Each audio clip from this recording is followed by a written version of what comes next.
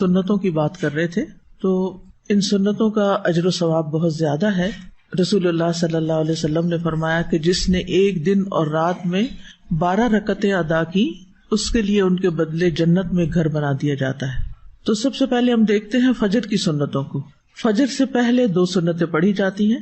حضرت عائشہ سے روایت ہے، وہ کہتی ہیں کہ نبی صلی اللہ علیہ وسلم نوافل میں سے کسی کا اس قدر اہتمام نہیں کرتے تھے جتنا فجر سے پہلے کی 2 رکعتوں کا، یعنی انہیں پابندی سے ادا کرتے تھے۔ یعنی سب سے زیادہ کس چیز کا اہتمام کرتے؟ فجر کی سنتوں کا۔ نبی صلی اللہ علیہ وسلم کسی حال میں بھی یہ سنتیں نہیں چھوڑتے تھے۔ قابوس اپنے والد سے روایت کرتے ہیں، انہوں نے کہا کہ میرے والد نے ایک عورت کو عائشہ رضی اللہ تعالی عنہا کی طرف بھیجا تاکہ وہ ان سے سوال کرے کہ کون سی نماز رسول اللہ صلی اللہ علیہ وسلم کو زیادہ محبوب تھی، یعنی آپ پسند کرتے تھے، یعنی جس پر آپ ہمیشگی کرتے تھے، کبھی بھی آپ اس کو نہیں چھوڑتے تھے۔ تو انہوں نے کہا وہ نماز جو آپ کسی صورت نہ چھوڑتے، خواہ صحت مند ہوتے یا مریض ہوتے یا سفر میں ہوتے یا مقیم ہوتے، وہ فجر سے پہلے کی 2 رکعتیں ہیں۔ سمجھ آ گئی؟ یعنی آپ کو یہ نماز بہت زیادہ محبوب تھی، فجر سے پہلے کی 2 سنتیں جو کسی حال میں بھی آپ نہیں چھوڑتے تھے، نہ صحت کی حالت میں، نہ مرض کی حالت میں، نہ سفر کی حالت میں، نہ قیام کی حالت میں۔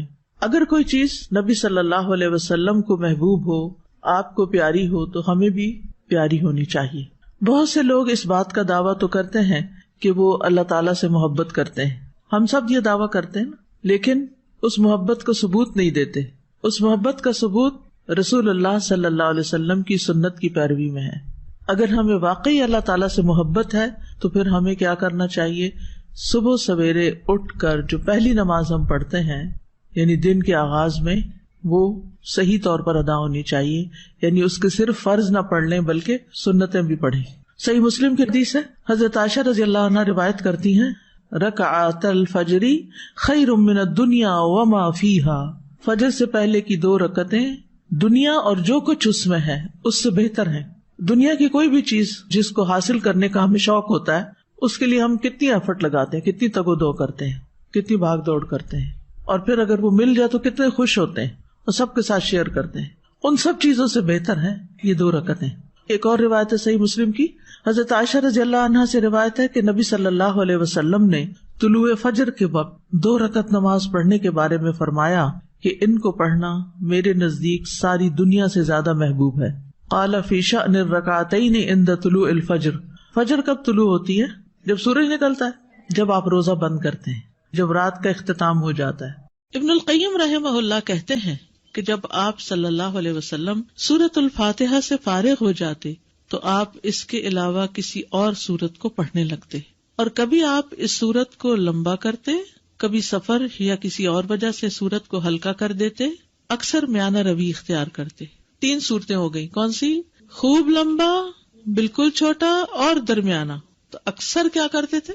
درمیان میں رہتے۔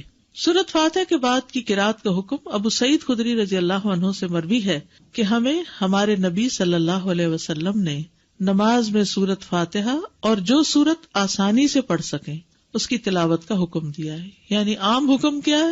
اٹس این اوپن چوائس، جو آپ کا دل چاہے پڑھے، پابندی نہیں ہے اس میں۔ جیسے سورۃ فاتحہ کی تو کیا ہے؟ پابندی ہے کہ وہی پڑھنی ہے آپ نے، اس کا آلٹرنیٹ کوئی نہیں دیا گیا، لیکن باقی قرآن کی قرات میں آپ کے پاس آلٹرنیٹ ہے، جو چاہے پڑھے۔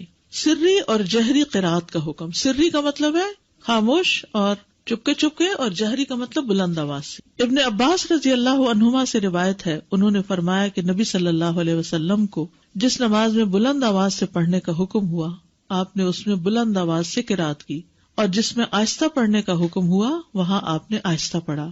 یعنی یہ 2 نمازیں آہستہ اور باقی جہری، یہ آپ کو ایسا ہی کرنے کا حکم ملا ہے۔ وما کان ربک نسیا، تمہارا رب بھولنے والا نہیں ہے، ایسا نہیں کہ رب سے بھول ہو گئی ہے کوئی۔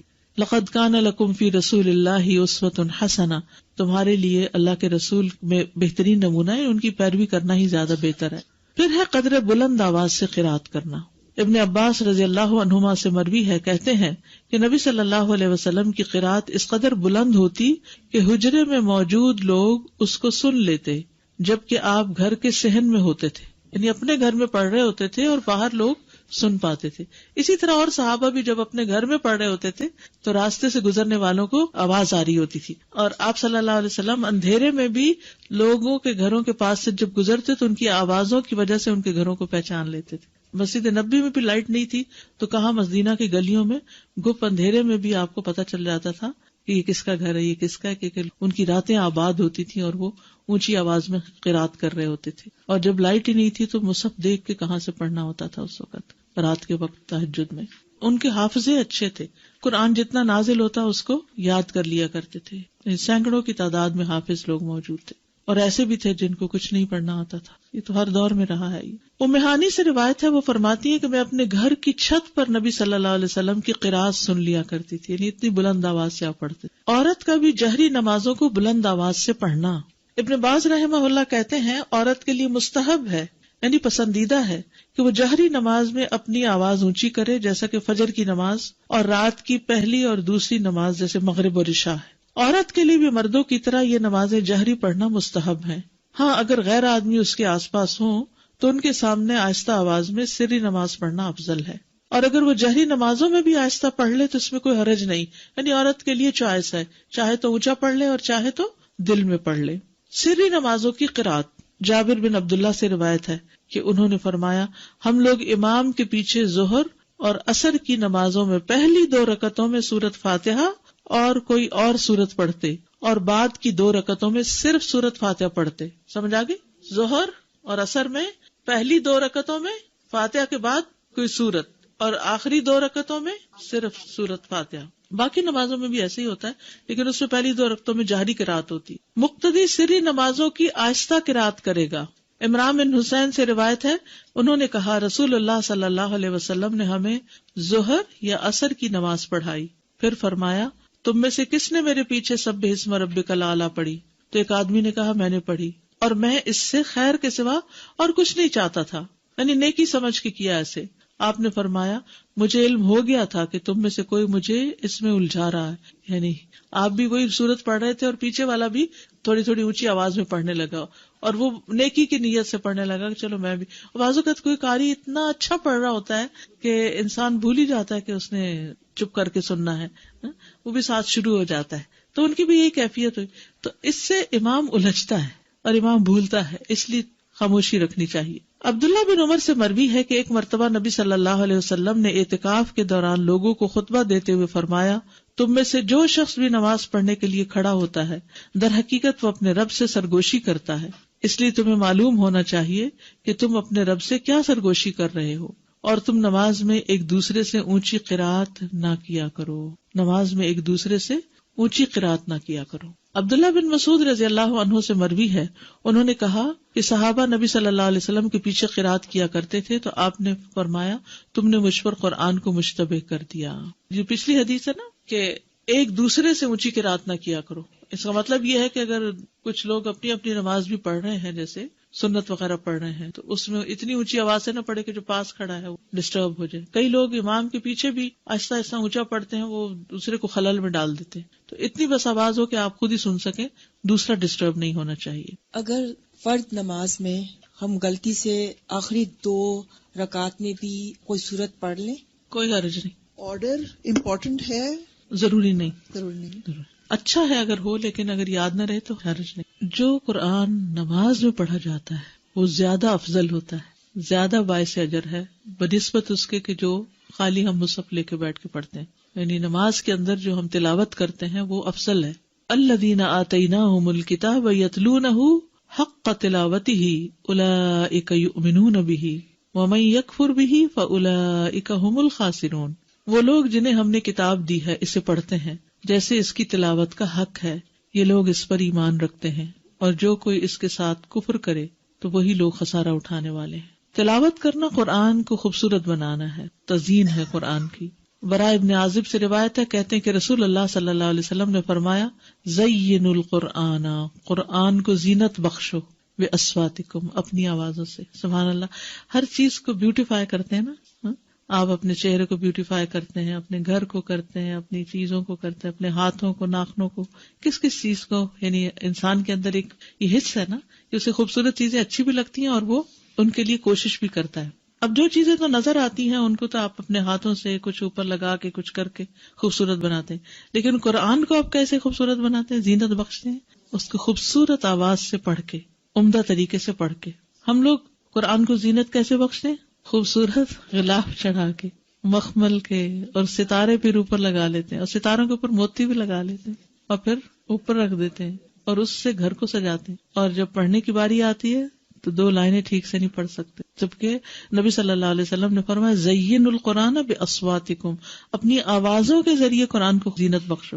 ہر انسان کے اندر اچھی آواز سننے کا ایک ذوق پایا جاتا ہے، اور آوازیں انسان کے دل پر اثر انداز ہوتی ہیں. گانا لوگ کیوں پسند کرتے ہیں؟ اگرچہ الفاظ اس کے گھٹیا بھی ہوتے ہیں، اور لوگوں کو اس گانے کے بعض اوقات یا نعت کا خاص طور پر ان کو الفاظ کو کچھ سمجھ نہیں آ رہی تھی کیا پڑھا جا رہا ہے، صرف آواز ہوتی ہے اس میں.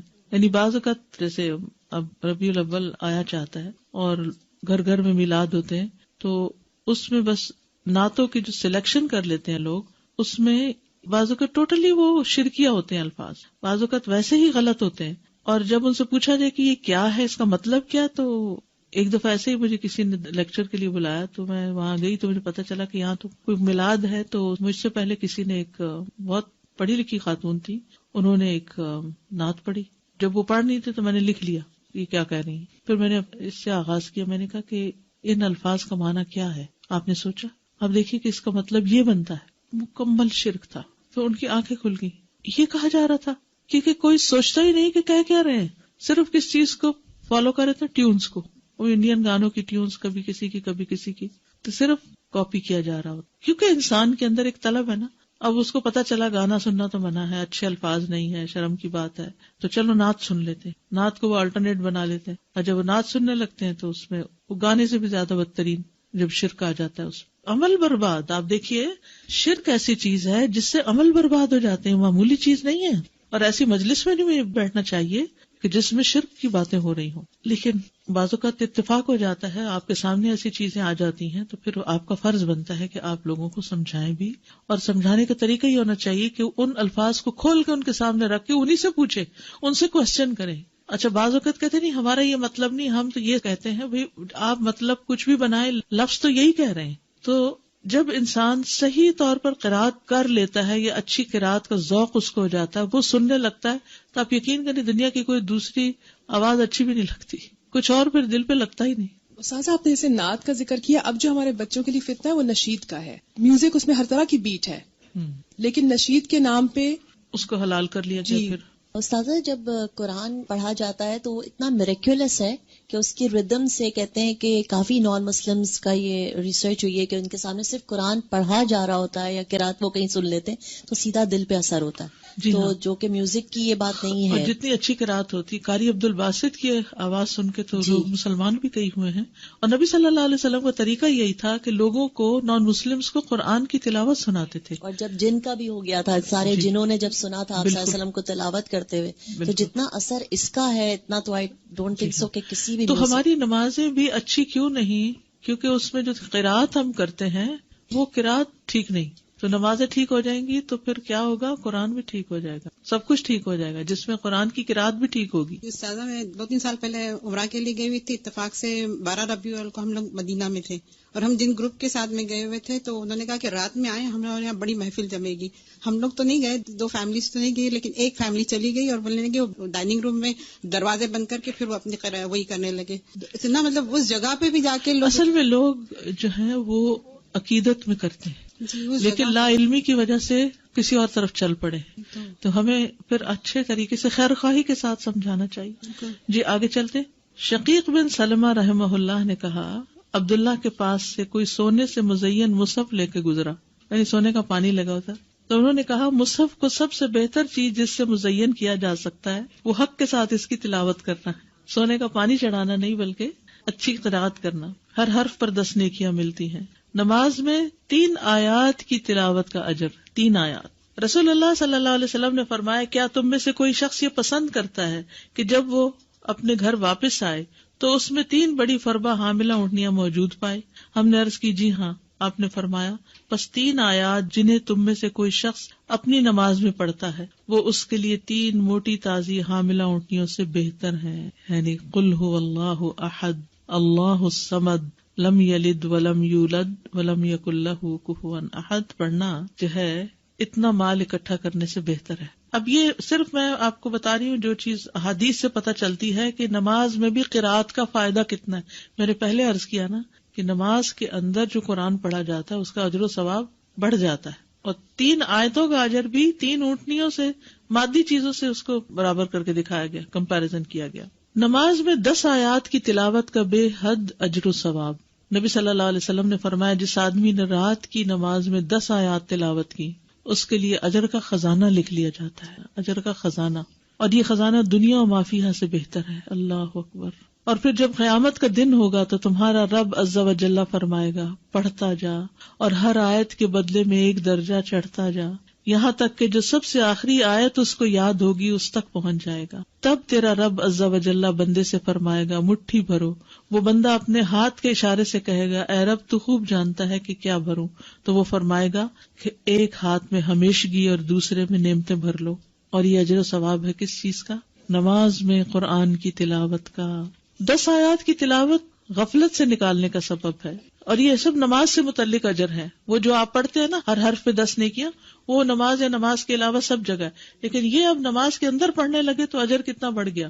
رسول اللہ صلی اللہ علیہ وسلم نے فرمایا جس شخص نے 10 آیتوں سے قیام کیا وہ غافلوں میں نہیں لکھا جاتا، یعنی وہ غافل نہیں. 100 آیات کی تلاوت فرما برداری کی علامت ہے. ومن قام ب100 آیۃ کتب من القانتین، اور جو 100 آیتوں سے قیام کرے وہ فرما برداروں میں لکھا جاتا ہے. قوموا للہ قانتین میں اس کا شمار ہو جاتا ہے. رسول اللہ صلی اللہ علیہ وسلم نے فرمایا جس نے رات کی نماز میں 100 آیات کی تلاوت کی اسے غافلین میں نہیں لکھا جاتا، اسے فرما برداروں میں لکھ لیا جاتا ہے. 1000 آیات کی تلاوت کا بے انتہا اجر. رسول اللہ صلی اللہ علیہ وسلم نے فرمایا جو 1000 آیات سے قیام کرے وہ بے انتہا ثواب جمع کرنے والوں میں لکھا جاتا ہے. تو اس کے لیے حرص ہونی چاہیے کہ کچھ صورتیں زبانی آتی ہوں جنہیں ہم نماز میں پڑھ سکیں. 30واں پارہ تو کرنا ہی کرنا چاہیے، اور اس کے لیے میں نے آپ کو ایک ہوم ورک دیا تھا کہ آپ ایک اسکیجول بنا لیں 30ویں پارے کو پڑھنے کا، کہ فجر میں کون سی صورتیں پڑھنی ہیں اور ظہر میں اور عصر میں ترتیب بنا لیں. تو اس سے یہ ہوگا کہ انشاءاللہ بہت کچھ نماز میں پڑھ سکتے ہیں. جی مغرب، عشاء، تہجد یہ سب اس میں آتا ہے. ایون فجر بھی آپ دیکھیں دن نکلنے سے پہلے پڑھی جاتی ہے. فجر کی نماز میں قرات، حضرت عائشہ سے روایت ہے انہوں نے فرمایا کہ نبی صلی اللہ علیہ وسلم صبح کی نماز فجر سے پہلے ہلکی پھلکی سی 2 رکعتیں پڑھتے تھے. حتیٰ کہ میں سوچتی کہ شاید آپ نے ام الکتاب نہیں پڑھی، نہیں سورۃ فاتحہ بھی نہیں پڑھی. یعنی فجر سے پہلے کی 2 سنتیں ہلکی، اور اس میں ایک میں قل یا ایھا الکافرون اور دوسری میں قل ھو اللہ. حضرت عائشہ کہتی کہ رسول اللہ صلی اللہ علیہ وسلم فجر سے پہلے 2 رکعت سنت پڑھتے اور کہا کرتے تھے کہ یہ دونوں صورتیں جو فجر کی 2 رکعتوں میں پڑھی جاتی ہیں کیا ہی بہتر ہیں، قل ھو اللہ احد اور قل یا ایھا الکافرون. کیا ہی بہتر ہے، کتنی اچھی ہیں. اور کہنے والا کہتا اچھا بس قل یا ایھا الکافرون، نہیں، اگر نبی صلی اللہ علیہ وسلم نے ان کی تعریف کر دی تو یہی پڑھنا زیادہ افضل ہے کچھ اور پڑھنے سے. نماز فجر میں 60 سے 100 آیات کی قرات. ابو برزہ الاسلمی سے روایت ہے، وہ کہتے ہیں کہ رسول اللہ صلی اللہ علیہ وسلم عشاء کو تہائی رات تک مؤخر کر دیتے اور اس سے پہلے سونے اور بعد میں گفتگو کرنے کو ناپسند فرماتے، اور فجر کی نماز میں 100 سے لے کر 60 آیتیں تلاوت فرماتے، اور ایسے وقت میں سلام پھیرتے جب ہم ایک دوسرے کے چہرے کو پہچان سکتے تھے، یعنی روشنی ہو جاتی تھی، یہ مطلب ہے. ابو برزہ رضی اللہ عنہ سے روایت ہے کہ رسول اللہ صلی اللہ علیہ وسلم صبح کی نماز میں 60 سے 100 آیات کی قرات فرماتے تھے. صبح کی نماز میں 60 سے 100 آیات کی تلاوت کرتے. سورت واقعہ اور اس جیسی صورتیں پڑھنا. جابر بن سمرہ فرماتے ہیں کہ رسول اللہ صلی اللہ علیہ وسلم بھی تمہاری نمازوں کی طرح نمازیں پڑھایا کرتے تھے جس طرح آج کل تم پڑھاتے ہو، لیکن وہ نماز میں تخفیف فرماتے، یعنی ہلکا پڑھاتے تھے، اور ان کی نماز تمہاری نماز سے ہلکی ہوتی تھی. وہ نماز فجر میں سورت واقعہ اور اس جیسی صورتیں پڑھتے تھے. سورت قاف کی قرات، فجر کی نماز میں سورت قاف یا اس کی جیسی دوسری صورتیں پڑھا کرتے. صافات کی قرات، یعنی سورت صافات بھی آپ نے پڑھی. سورت التکویر اذا الشمس کورت، اس کو بھی پڑھتے ہوئے سنا فجر کی نماز میں عمرو بن حریث نے. سورت المؤمنون کی آیات، یعنی پوری سورت نہیں بلکہ اس کی آیات. عبداللہ بن صاحب سے روایت ہے، انہوں نے کہا نبی صلی اللہ علیہ وسلم نے ہمیں مکہ میں صبح کی نماز پڑھائی تو سورت مؤمنون کی قرات شروع کی، حتیٰ کہ موسیٰ اور ہارون علیہ السلام کا ذکر آیا یا عیسیٰ علیہ السلام کا ذکر آیا تو اس وقت نبی صلی اللہ علیہ وسلم کو کھانسی آنے لگی تو آپ رکوع میں چلے گئے.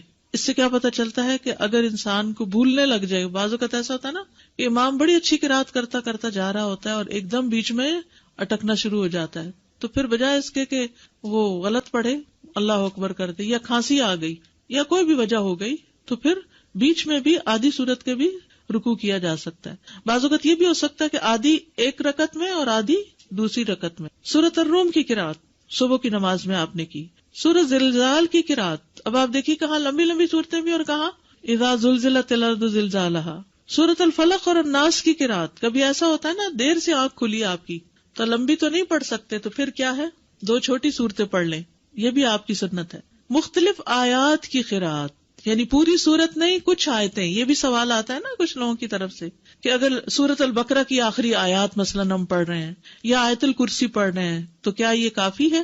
جی ہاں کافی ہے. اور اس کی دلیل کیا ہے؟ قطبہ بن مالک سے روایت ہے کہ انہوں نے فجر کی نماز میں نبی صلی اللہ علیہ وسلم کو وَالنَّخْلَ بَاسِقَاتٍ لَهَا طَلْعٌ نَضِيدٌ کی قرات کرتے ہوئے سنا، یعنی یہاں سے پڑھا. کل آپ نے دیکھا ہوگا جمعے کی نماز میں سورۃ العلیٰ اور سورۃ الغاشیہ کی آخری آیتیں پڑھی گئی، پوری سورت نہیں پڑھی گئی کیونکہ جمعے کا ٹائم ہمارے یہاں مختصر ہوتا ہے. یہاں ابن عباس کہتے کہ رسول اللہ صلی اللہ علیہ وسلم فجر کی 2 رکعتوں میں سے پہلی میں قرآن میں سے آیت قولوا آمنا باللہ وما انزل الینا والا حصہ پڑھتے جو سورۃ البقرہ کی آیت ہے، اور دوسری میں آل عمران کی آیت آمنا باللہ واشہد بأننا مسلمون والا حصہ پڑھتے، یعنی ایک میں ایک سورت، دوسری میں دوسری کا حصہ. ابن عباس سے روایت ہے کہ انہوں نے کہا رسول اللہ صلی اللہ علیہ وسلم فجر کی 2 رکعتوں میں قرآن میں سے قولوا آمنا باللہ اور تعالوا الی کلمۃ سواء بیننا وبینکم پڑھا کرتے تھے. مختلف صحابہ کی نماز فجر کی قرات، اس میں عمر رضی اللہ عنہ نے پہلی رکعت میں سورۃ البقرہ کی 120 آیات پڑھی. کہاں تک پہنچتے ہیں؟ پہلا سپارہ ختم ہو جاتا ہے. پھر عبداللہ بن مسعود پہلی رکعت میں سورۃ انفال کی 40 آیات اور دوسری رکعت میں مفصلات میں سے سورت پڑھی، یعنی ایک میں آیات پڑھی اور ایک میں پوری سورت پڑھی. ایسے بھی کیا جا سکتا ہے، ضروری نہیں کہ اگر آپ نے ایک میں آیات پڑھی تو دوسری میں بھی آیات پڑھیں، یا ایک میں سورت پڑھی تو دوسری میں بھی سورت، دونوں طرح. قتادہ نے اس شخص کے متعلق جو ایک سورت کو 2 رکعتوں میں اس کے 2 حصے کر کے یا ایک ہی سورت کو 2 رکعت میں دہراتا ہے، فرمایا یہ سب اللہ کی کتاب ہے، ہر طرح سے پڑھنا جائز ہے. سورت اخلاص کی قرات ہر سورت میں ایک صحابی پڑھتے تھے، تو آپ کو شکایت کی گئی تو آپ نے پوچھا اس سے، تو اس نے جواب دیا مجھے اس سورت سے محبت ہے. آپ نے فرمایا تیرا اس سورت سے محبت کرنا تجھے جنت میں داخل کر دے گا. ٹھیک ہے. اچھا، جمعے کے دن فجر کی نماز کی پہلی رکعت میں سورت السجدہ اور دوسری میں الدہر پڑھا کرتے تھے. اچھا، یہ جو ساری احادیث آپ کے سامنے میں نے رکھی ہیں، اس سے آپ کو سمجھ میں کیا آیا؟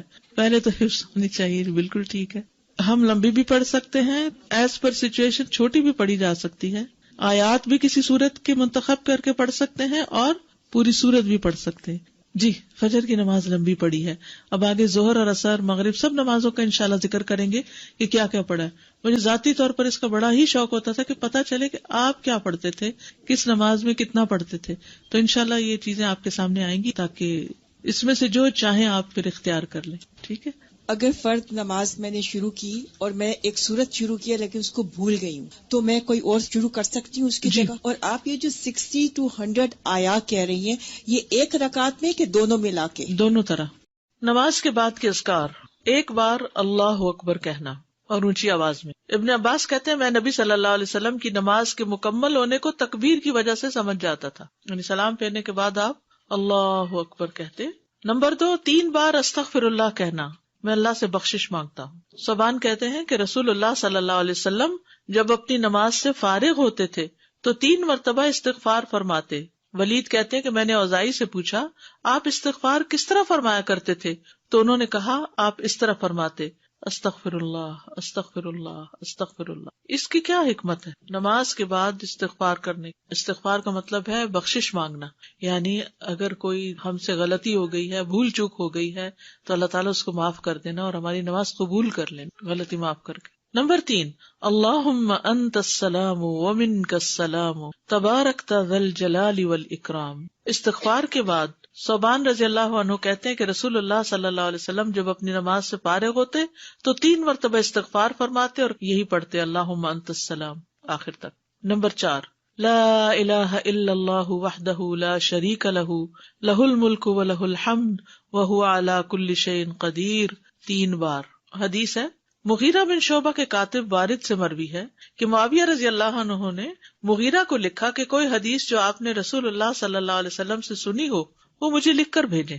راوی نے بیان کیا کہ پھر مغیرہ رضی اللہ عنہ نے انہیں لکھا کہ میں نے آپ صلی اللہ علیہ وسلم سے سنا ہے آپ اپنی نماز سے فارغ ہونے کے بعد 3 مرتبہ یہ دعا پڑھتے.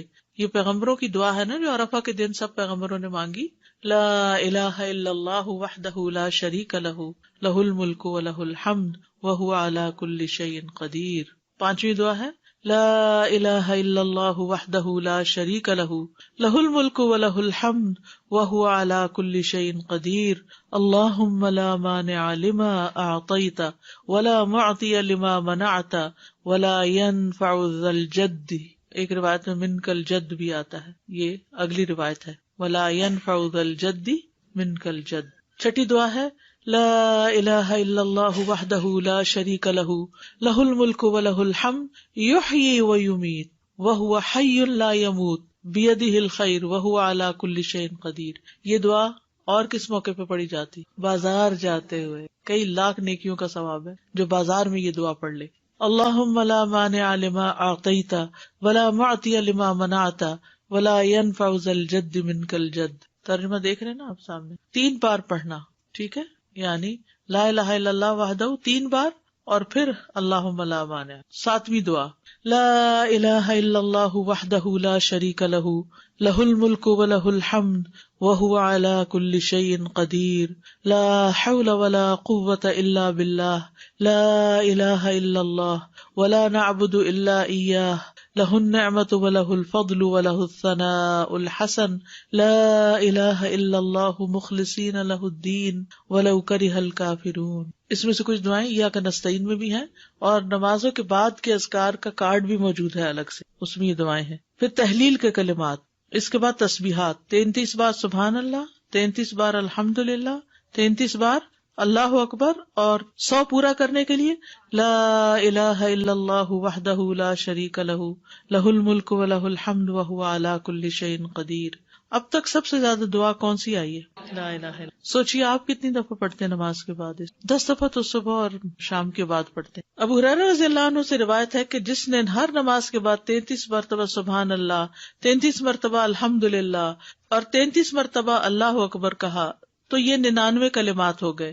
اور 100 کا عدد پورا کرنے کے لیے لا الہ الا اللہ وحدہ لا شریک لہ لہ الملک ولہ الحمد وہو علی کل شیء قدیر کہہ لیا تو اس کے سارے گناہ معاف کر دیے جائیں گے، اگرچہ وہ سمندر کی جھاگ برابر ہوں. 1.5 منٹ لگتا ہے، 1.25 منٹ لگتے ہیں جس میں آپ یہ سارا عمل کر سکتے ہیں. اور اللہ سبحانہ وتعالیٰ کو وہ عمل زیادہ پسند ہے جو روزانہ کیا جائے، ادومھا، دوام سے کیا جائے، اللہ کہ کوئی مجبوری ہو. اس میں آپ دیکھیے نماز پڑھ لی آپ نے 10 منٹ میں فرض پڑھ لیے تو یہ 2 منٹ میں کیا مشکل ہے، 2 سے بھی کم منٹ لگتے ہیں. بعض روایات میں اللہ اکبر 34 بار پڑھنے کا بھی آتا ہے. یہ تسبیحات 10 دفعہ بھی پڑھی جا سکتی. عبداللہ ابن عمر سے مروی ہے کہ نبی صلی اللہ علیہ وسلم نے فرمایا 2 خصلتیں یا 2 عادتیں ایسی ہیں کہ اگر کوئی مسلمان بندہ ان کی پابندی کر لے تو جنت میں داخل ہوگا. پابندی اور وہ بہت آسان ہے مگر ان پر عمل کرنے والے بہت کم ہیں. ایک یہ ہے کہ ہر نماز کے بعد 10 مرتبہ سبحان اللہ، 10 مرتبہ الحمدللہ اور 10 مرتبہ اللہ اکبر کہے تو زبان کی ادائیگی کے اعتبار سے 150 بار ہے، یعنی ساری نمازوں میں، مجموعی طور پر 5 نمازوں کے بعد، اور ترازو میں 1500 ہوں گے. اور جب سونے کے لیے اپنے بستر پر آئے تو 34 بار اللہ اکبر، 33 بار الحمدللہ اور 33 بار سبحان اللہ کہے. زبان کی ادائیگی کے اعتبار سے تو یہ 100 ہے مگر میزان میں یہ تسبیحات 1000 ہوں گی. رات کو جو سوتے ہوئے پڑھے جاتے تسبیحات فاطمہ، سب تھکاوٹ اتارنے کے لیے. یقیناً میں نے رسول اللہ صلی اللہ علیہ وسلم کو دیکھا، آپ انہیں اپنے ہاتھ سے شمار کرتے تھے. صحابہ نے پوچھا اللہ کے رسول یہ کیسے ہے کہ یہ آسان عمل ہے مگر ان پر عمل کرنے والے تھوڑے ہیں؟ آپ نے فرمایا سوتے وقت میں کسی کے پاس شیطان آ جاتا ہے اور پہلے اس سے کہ وہ تسبیح پوری کرے وہ اسے سلا دیتا ہے، اور اسی طرح اس کی نماز میں شیطان آ جاتا ہے اور یہ تسبیحات پڑھنے سے پہلے ہی کوئی کام یاد دلا دیتا ہے. ہوتا تو یہی ہے نا، حقیقت ہے. آپ کو شاید میں نے پہلے بھی بتایا ہو کہ ہاتھ پر تسبیح پڑھنا جو ہے کچھ مشکل نہیں، اور دائیں ہاتھ پہ صرف کیسے پڑھیں گے آپ؟ سبحان اللہ سبحان اللہ سبحان اللہ، اور اوپر سے اب نیچے آ جائیے سبحان اللہ سبحان اللہ سبحان اللہ سبحان اللہ سبحان اللہ سبحان اللہ، نیچے سے اوپر اور پھر سبحان اللہ سبحان اللہ اوپر سے. تو یہ ہم 2 ہاتھوں پہ الگ الگ پڑھتے ہیں نا، اور بایاں ہاتھ بھی لگاتے ہیں. تو اس سے افضل کیا ہے، ایک ہی ہاتھ پر 33 بار پڑھنا. اور جب یہ پورا ایک ہاتھ اوپر نیچے دونوں طرف ہو جائے تو 3 بس مزید پڑھ لینا. آپ کر کے دیکھیے، بہت آسان ہے. شروع میں جب مجھے پتا چلا کہ ایک ہاتھ پہ پڑھنا ہے تو میں تو بڑی پریشان ہوئی کہ میں تو ہر وقت کنفیوز ہی رہوں گی کہ کتنا پڑھا کتنا نہیں. تو پھر میں الحمدللہ عمرے پر گئی ایک بار، تو اس میں مدینہ میں تو مغرب کے بعد جیسے بیٹھ جاتا ہے نا عشاء تک، تو میرے ساتھ ہی کوئی جاپنیز لڑکی تھی یا کوئی کورین یا ایسی کوئی تھی، تو بہت اچھے طریقے سے ادب آداب کے ساتھ اپنے بیٹھی ہوئی ذکر کر رہی تھی. تو پھر اچانک میری نگاہ اس کے ہاتھ پر پڑی تو وہ یہی کر رہی تھی، اوپر سے نیچے نیچے سے اوپر. تو میں نے کہا اوہ اتنا آسان ہے، کیونکہ میں جب ایک ہی ہاتھ پہ 2 دفعہ پڑھتی تو کبھی کہتی پتہ نہیں پڑھا ہے 1 دفعہ پڑھا کہ 2 دفعہ. تو اس طرح اب اتنا آسان ہو گیا اور بڑے سکون سے پڑھا جاتا ہے. جہاں سے مرضی شروع کریں، جیسے آپ کا طریقہ ہے. میرا طریقہ چونکہ یہاں سے شروع کرنے کا تھا تو اس لیے نیچے سے 3 اوپر تو اوپر سے. بعض لوگ تو 100 کے لیے پتہ نہیں یہ بھی بتاتے یہاں سے ایسے پھر ایسے پھر ایسے پھر ایسے، پھر مجھے جھنجٹ لگتا ہے کیونکہ انگلیاں بھی مستنطقات ہیں نا، قیامت کے دن بولیں گی. 25 بار تسبیحات پڑھنا، یعنی یہ بھی جائز ہے. ٹھیک ہے. آیت الکرسی جنت میں جانے کا راستہ. رسول اللہ صلی اللہ علیہ وسلم نے فرمایا، جو شخص ہر فرض نماز کے بعد آیت الکرسی پڑھے اس کو موت کے علاوہ کوئی چیز جنت میں جانے سے نہیں روک سکتی. سبحان اللہ. یعنی نماز پڑھی اور نماز کے بعد آیت الکرسی پڑھ کے آپ دیکھیے کتنی دیر لگتی ہے، شاید ہارڈلی منٹ بھی نہ لگتا ہو. اور یہ سب سے افضل آیت ہے. ابو ذر غفاری کہتے ہیں کہ میں مسجد حرام میں داخل ہوا اور رسول اللہ صلی اللہ علیہ وسلم کو اکیلے دیکھ کر آپ کے پاس آ کر بیٹھ گیا. میں نے کہا یا رسول اللہ کون سی آیت سب سے افضل ہے جو آپ پر نازل ہوئی؟ آپ نے فرمایا آیت الکرسی. کرسی کے مقابلے میں 7 آسمان اس طرح جیسے بیابان زمین میں کوئی چھلا پڑا ہوا، اور پھر کرسی کے مقابلے میں عرش کا حجم اس طرح ہے جیسے اس چھلے کے مقابلے میں بیابان کا وجود. قرآن کریم میں سب سے عظیم آیت ہے. جو آپ نے ابی ابن کعب سے پوچھا تھا تو انہوں نے جب جواب دیا تو آپ نے فرمایا کہ ابو المنذر تمہیں علم مبارک ہو. اس کے پڑھنے سے ایک محافظ آ جاتا ہے اور شیطان قریب بھی نہیں پٹکتا. جنات سے بچانے والی آیت ہے یہ. وہ آیت سورۃ البقرہ میں ہے. اسے کوئی شام کو پڑھے گا تو صبح تک پناہ میں رہے گا، جو صبح پڑھے گا شام تک ہم سے پناہ میں رہے گا، یعنی جنات سے.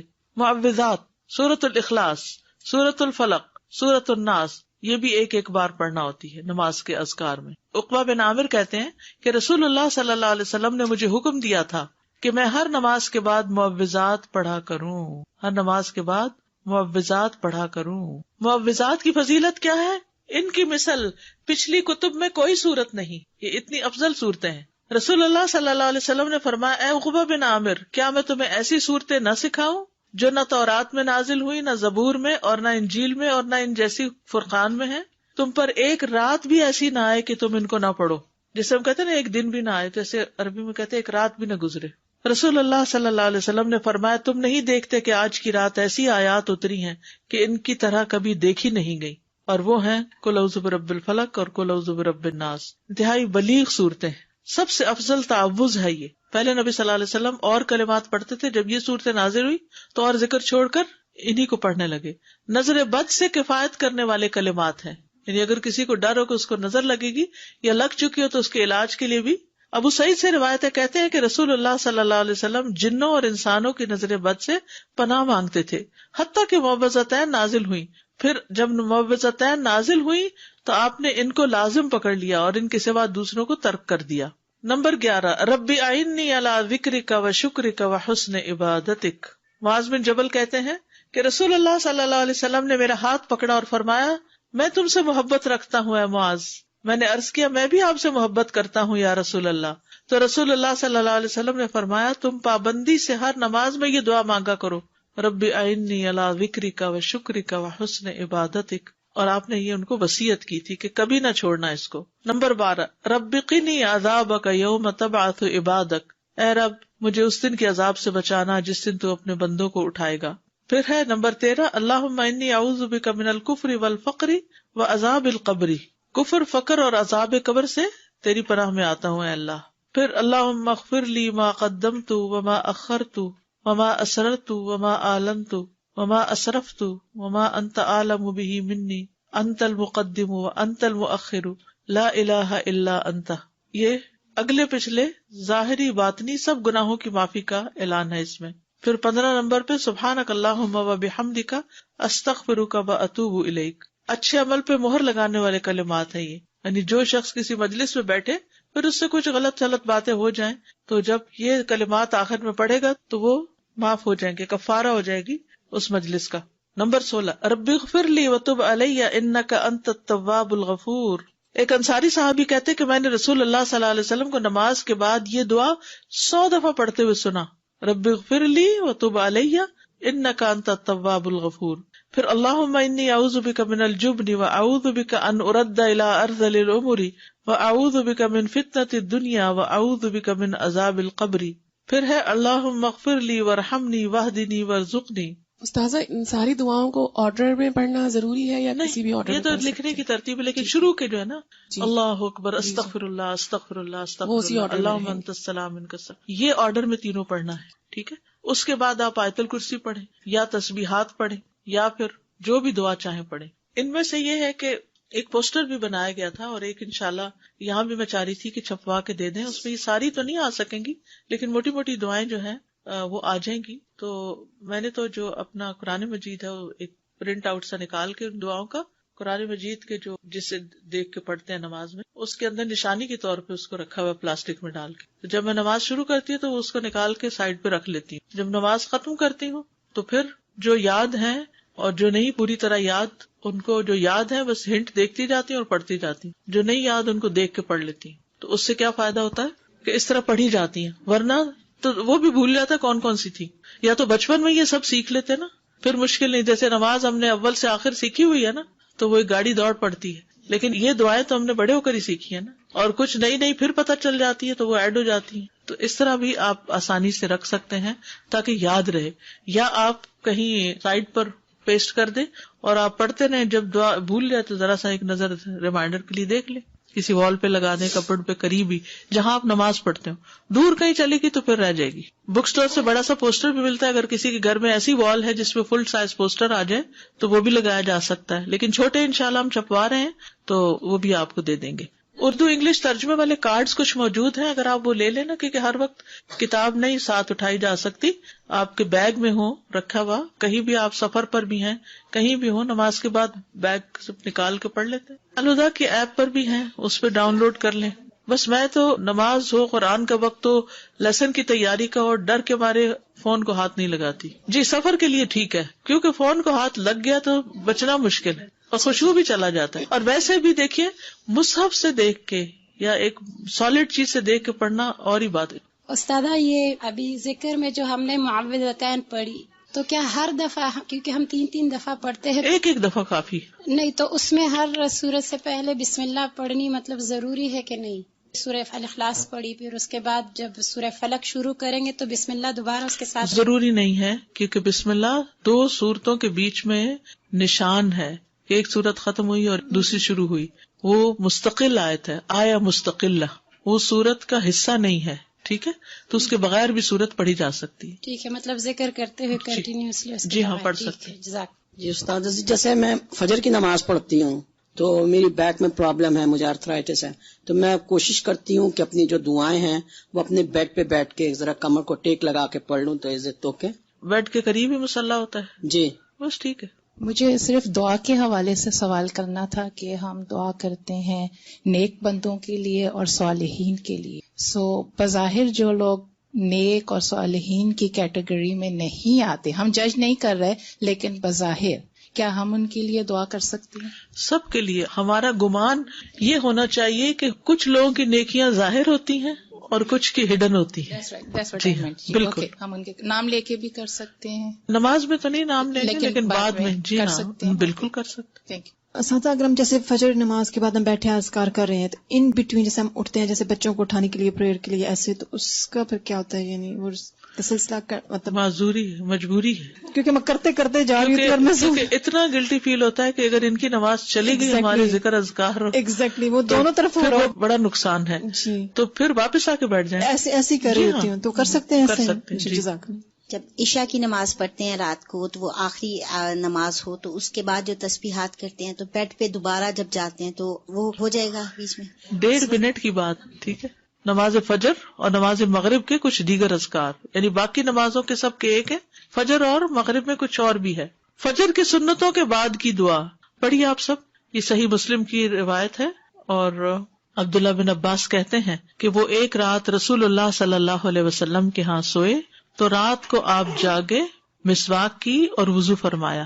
اس وقت آپ یہ آیت مبارکہ پڑھ رہے تھے، ان فی خلق السماوات والارض واختلاف اللیل والنہار لآیات لأولی الالباب. یہ آیات تلاوت فرمائی حتیٰ کہ سورت ختم کی. پھر آپ کھڑے ہوئے اور 2 رکعتیں پڑھی. یہ کون سی 2 رکعتیں تھی؟ تہجد کی. اور ان میں بہت طویل قیام اور رکوع اور سجدے کیے. پھر واپس پلٹے اور سو گئے یہاں تک کہ آپ کے سانس کی آواز سنائی دینے لگی. پھر آپ نے اس طرح 3 دفعہ کیا، 6 رکعتیں پڑھی. ہر دفعہ آپ مسواک کرتے، وضو فرماتے اور ان آیات کی تلاوت فرماتے. سبحان اللہ، یعنی کتنی مشقت اٹھاتے تھے آپ. پھر آپ نے 3 وتر پڑھے. پھر مؤذن نے اذان دی تو آپ نماز کے لیے باہر تشریف لے گئے اور آپ یہ دعا پڑھ رہے تھے، اللہم اجعل فی قلبی نورا وفی لسانی نورا وجعل فی سمعی نورا وجعل فی بصری نورا وجعل من خلفی نورا ومن امامی نورا وجعل من فوقی نورا ومن تحتی نورا اللہم آتنی نورا. اب تہجد پڑھنے کا ایک اور طریقہ معلوم ہو گیا، کیونکہ سوال تھا نا کہ 8 رکعتیں اکٹھی پڑھی جا رہی ہیں اور پھر ایک اور پڑھی جا رہی ہے ایک ہی سلام سے ساری. تو اسی طرح یہ طریقہ بھی ہے کہ آپ نے 2 پڑھی، پھر آرام کر لیا، پھر 2 پڑھی، پھر آرام کیا، پھر پڑھی. نیکسٹ ہے فجر کی فرض رکعات کے بعد کے اذکار. فجر کی فرض رکعات کے بعد کے اذکار، سبحان اللہ 100 بار، لا الہ الا اللہ 100 بار. ٹھیک ہے، 100 دفعہ والے 2 اذکار. ابو ہریرہ کہتے ہیں کہ رسول اللہ صلی اللہ علیہ وسلم نے فرمایا، جو صبح کی نماز کے بعد 100 دفعہ سبحان اللہ اور 100 دفعہ لا الہ الا اللہ پڑھے اس کے گناہ معاف ہو جائیں گے اگرچہ وہ سمندر کی جھاگ کے برابر ہوں. یہ کب پڑھنے؟ فجر کے بعد. نمبر 2 پڑھیے اس کو، سلام کے بعد تشہد کی حالت میں کسی سے بات کیے بغیر ذکر کرنا. کسی سے بات کیے بغیر ذکر کرنا. ابو ذر سے مروی ہے کہ رسول اللہ صلی اللہ علیہ وسلم نے فرمایا، جو شخص فجر کی نماز کے بعد نماز میں تشہد میں بیٹھنے کی طرح اپنی ٹانگ کو دوہرا کیے ہوئے ہو اور کسی سے بات کیے بغیر 10 مرتبہ لا الہ الا اللہ وحدہ لا شریک لہ لہ الملک ولہ الحمد یحیی و یمیت وہو علی کل شیء قدیر پڑھے گا، اس کے لیے 10 نیکیاں لکھ دی جائیں گی، اس کے 10 گناہ معاف کر دیے جائیں گے، اس کے 10 درجات بلند کر دیے جائیں گے، اور وہ اس دن ہر برائی سے محفوظ رہے گا اور اسے شیطان کی پہنچ سے دور کر دیا جائے گا، اور اس دن اللہ کے ساتھ شرک کے علاوہ کوئی گناہ اس لائق نہیں کہ اس کو پکڑ میں مبتلا کر دے. لا علمی جو ہے، نہ علم ہونا جو ہے کتنا نقصان دہ. کتنی دیر لگے گی اس طرح 10 دفعہ پڑھنے میں؟ لیکن شرط یہ ہے کہ نہ وضو ٹوٹا ہو، نہ آپ اٹھے ہو، نہ بات کی ہو، جدھر بیٹھے ہیں ادھر ہی ٹانگ موڑے ہوئے، یعنی کسی گناہ پہ پکڑ نہیں ہوگی. شرک کیا تو پکڑ ہوگی، یہ مطلب ہے. مغرب کی نماز کے بعد کا ذکر، لا الہ الا اللہ وحدہ لا شریک لہ لہ الملک ولہ الحمد یحیی و یمیت وہو علی کل شیء قدیر. سلام کے بعد تشہد کی حالت میں ذکر کرنا. عبد الرحمن بن غنم رضی اللہ عنہ نبی صلی اللہ علیہ وسلم سے روایت کرتے ہیں کہ آپ نے فرمایا، جس نے نماز مغرب اور صبح کی نماز کے بعد التحیات کی حالت میں اٹھنے سے پہلے، یا مغرب کی نماز ٹھیک ہے، ٹانگ کو دوہرا کیے ہوئے 10 بار کہا لا الہ الا اللہ وحدہ لا شریک لہ لہ الملک ولہ الحمد یحیی و یمیت وہو علی کل شیء قدیر، تو ہر بار اللہ اس کے لیے 10 نیکیاں لکھتا ہے اور 10 گناہ اس سے دور کر دیتا ہے اور اس کے درجے بلند کر دیتا ہے 10. اور یہ اس کے لیے ہر بری چیز سے حفاظت اور شیطان مردود سے پناہ دینے والے ہوتے ہیں، اور کوئی گناہ سوائے شرک کے اس کو نہیں پہنچتا. یہ اس روز عمل میں سب لوگوں سے افضل ہوتا ہے سوائے اس شخص کے جس نے اس کے برابر ان کلمات کو پڑھا ہو یا اس سے بھی زیادہ. اور پھر انہی کلمات کو مغرب کے وقت اگر پڑھتا ہے انسان مغرب کے بعد تو اس کا فائدہ کیا ہے؟ سنن ترمذی کی روایت میں آتا ہے، جو شخص لا الہ الا اللہ وحدہ لا شریک لہ لہ الملک ولہ الحمد یحیی و یمیت وہو علی کل شیء قدیر مغرب کے بعد 10 بار پڑھے گا، اللہ اس کی حفاظت کے لیے اسلحہ بردار فرشتے بھیجے گا جو اس کی صبح تک شیطان سے حفاظت کریں گے. صبح تک شیطان سے حفاظت. تو آپ سوچئے کہ کتنا بڑا اجر و ثواب اور کتنی بڑی پروٹیکشن ہے، کیونکہ بعض اوقات سارا وقت موڑنا مشکل ہوتا ہے. افضل پوزیشن نماز کے بعد اذکار کرنے کی کیا ہے؟ 2 زانوں کے بیٹھنا. لیکن اگر آپ اتنی دیر بیٹھ ہی نہیں سکتے، کچھ لوگوں کی تو ٹانگ مڑتی بھی نہیں ہے گھٹنوں کی تکلیف کی وجہ سے، تو پھر ایسی صورت میں 4 زانوں کے بھی بیٹھ سکتے ہیں. اگر نیچے بالکل ہی نہیں بیٹھا جا رہا تو پھر کرسی پہ بیٹھ جائیں. اللہ کو تو پتا ہے کہ آپ کیوں ایسے کر رہے ہیں، صرف ریسٹ کے لیے نہیں بلکہ مجبوری کے تحت. اس میں کنسنٹریشن زیادہ ہوتی ہے. نماز میں اتحیات ہمیں ایسے کیوں پڑھنے کے لیے کہا گیا؟ اور کچھ پوزیشن تو بیٹھنا ہی بھی منع ہے. کون سی پوزیشن بیٹھنا منع ہے؟ ہاں، ایسے گھٹنے اوپر کر کے، کیونکہ یہ بہت ریلیکسنگ سی پوزیشن ہے نا. اس میں انسان عام طور پر جب بالکل کیئر فری بیٹھنا ہوتا ہے تو اس طرح بیٹھا ہوا ہوتا ہے نا، ریسٹ ریلیکس کرنے کے لیے. لیکن 4 زانوں بھی یہ ہے کہ آرام ہو جاتا ہے بہت. اس طرح بیٹھنے میں ذرا تھوڑی سی ایکٹیو بھی ہوتا ہے، تھوڑی تکلیف بھی ہوتی ہے، پاؤں سو بھی جاتے ہیں. یہ جو بیٹھنے کی ممانعت ہے تو یہ ہر وقت کے لیے ہے یا صرف ذکر کی محفلوں میں اور نماز کے بعد؟ یہ جو گھٹنوں کے اوپر یہ ہر وقت ہی پسندیدہ نہیں ہے جی، کیونکہ اس میں ننگا ہونے کا بھی احتمال ہوتا ہے. اور اگر کپڑے ٹائٹ ہو تو ویسے ہی اعضاء نظر آ رہے ہوتے ہیں. سی تھرو نہ بھی ہو، ٹائٹ ہو تو جسم کا ہر حصہ الگ نظر آ رہا ہوتا ہے، الگ الگ ٹانگیں نظر آ رہی ہوتی. فرض نماز کے بعد جو ہماری ترتیب تھی اللہ اکبر اور استغفر اللہ، تو یہ ہم لا الہ الا اللہ جو پڑھیں گے اس کے بعد پڑھیں گے؟ اس کے بعد پڑھیں گے. استاد ایک کوشچن تھا کہ آپ صلی اللہ علیہ وسلم سنت کے بعد فجر کی سیدھی کروٹ لیٹا کرتے تھے، یہ پہلے پڑھا تھا نماز میں. جی ہاں، ایسا سنت؟ جی جی بالکل. جزاک اللہ خیر. میرا سوال، فرض نماز میں جو 3 اور 4 رکعت میں ہم سورہ فاتحہ پڑھتے ہیں، اس کے بعد قرات آپ نے بتایا کہ سنتوں میں بھی ایسے ہی کرتے ہیں؟ جی سنتوں میں بھی ایسے ہی کرتے، قرات پڑھتے ہیں. قرات پڑھتے ہیں، لیکن اگر کبھی بھول جائیں، ہوتا ہے نا کبھی انسان بھول جائے تو نماز ہو جاتی ہے. استاد ہمیں سکھایا ہی نہیں. کبھی سنتوں کے بعد نہیں پڑھی آپ نے قرات؟ اوکے، اب کر لیا اب کریں گے انشاءاللہ. استاذہ یہ میرا کافی عرصے سے کوشچن تھا کہ ابھی بھی ہم نے تشہد کی حالت میں نا یہ پڑھا فتنہ تو مسیح الدجال سے بچنے کی دعا ہے، تو انسان کو ہوتا ہے کہ اتنی دیر تک میں نے کہاں زندہ رہنا ہے. تو یہ تھا میرا کوشچن، یہ کب سے تھا کہ میں نے کہیں سنا تھا آپ کے لیکچر میں کہ قبر میں بھی اس کا سوال کیا جائے گا، اتنا بڑا یہ فتنہ ہے. قبر کا جو وہ نا کہ فتنہ ہے مسیح الدجال کے قریب قریب ہے. وہ قبر کا جو فتنہ ہے، فتنۃ القبر آتا ہے نا دعاؤں میں، اللہم انی اعوذ بک من فتنۃ القبر ومن عذاب القبر. تو فتنۃ القبر کیا؟ قبر کا امتحان، سوالات. تو وہ اتنی سختی سے ہوں گے کہ وہ مسیح الدجال کے فتنے سے قریب تر ہے. وہ فتنہ بھی قبروں میں انسان آزمایا جائے گا. سادہ جب یہ ساری باتوں کی نالج آ جاتی ہے اور روز پڑھتے ہیں تو ایسا لگتا ہے جیسے کبھی کبھی آپ اوور ویلمڈ ہو جاتے ہیں کہ یہ میں کیسے کروں گی، because life is so busy here. جیسے پہلے آپ صلی اللہ علیہ وسلم کی ہم اپنی ان مصروفیات کو ختم کریں یا کم کریں جن کی ضرورت نہیں ہے. کچھ تو ہماری ضروریات ہے نا، کھانا پینا پکانا، کپڑے دھونا، گھر صاف کرنا، یہ تو ہے. لیکن کچھ چیزیں ہم نے ایکسٹرا ڈالی ہوئی ہیں، ان چیزوں کو کٹ کرنے کی ضرورت ہے اور آخرت کے لیے فوکس ہونے کی ضرورت ہے.